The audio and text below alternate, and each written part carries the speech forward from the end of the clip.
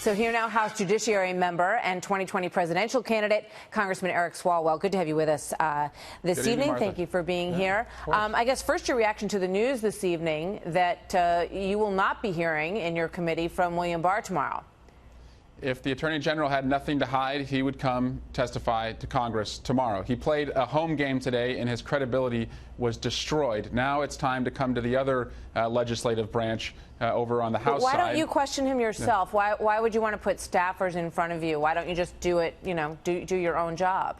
Oh, I will question him myself if he comes, and I will be allowed to question him myself. But if you recall, during the Dr. Ford testimony for the Kavanaugh hearing, staffers were also used, in addition to senators, to just supplement the questioning so you could really get to the essence of things. If Dr. Ford is able to do it, why is the Attorney General, as I remember, a judge who had done a lot of sexual assault cases, was a prosecutor. Who was brought in. She was a prosecutor. Excuse me. Yeah. One person. Dr. Ford, who's not a lawyer, subjected herself, and the Attorney General of the United States. Again, what does it say about our Attorney General if he can't take questions from another lawyer? That should bother you too. All right. So when you watched all of that play out today, and just with regard to what Ted Cruz had to say, he said, look, in the end, it seems like we're arguing over whether or not Mueller and Barr had the same takeaway from this report. Why do you think it would be that Robert Mueller did not find for obstruction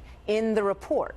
Given all of that and given the arguments that we heard today, why do you think that Robert Mueller did not find obstruction on the part of the president? Well, I'll just go with what Robert Mueller said, which was, and I've read the full report, he said partially because the Department of Justice does not allow him to indict a sitting president. And Barr has mischaracterized that, which is why Mueller did something that was very uncharacteristic for Mueller. He sent a letter to Barr saying he believes that his opinion has been mischaracterized. And that's what's so troubling here is Mueller has the utmost respect and trust of the American people.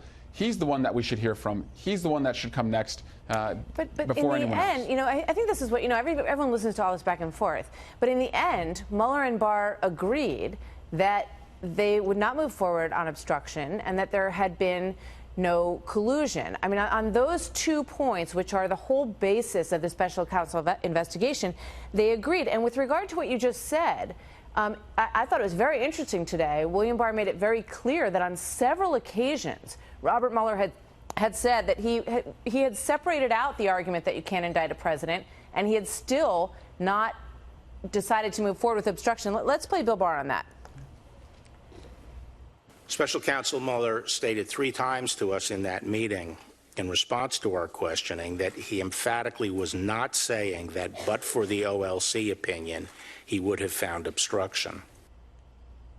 So what do you think about that?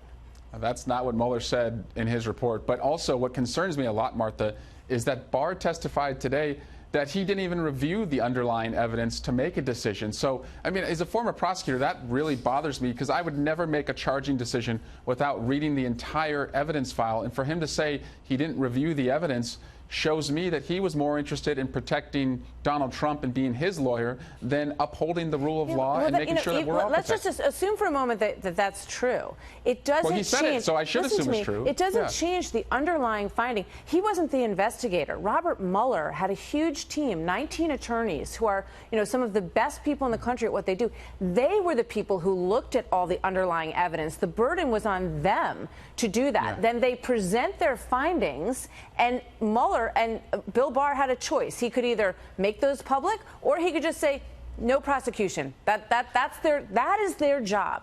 Prosecute or not prosecute. That's all he had to say. But instead, they made every single thing public. So I guess this whole sort of jump on Bill Barr thing is a little bit hard for I think some people in the country watching all this to figure out.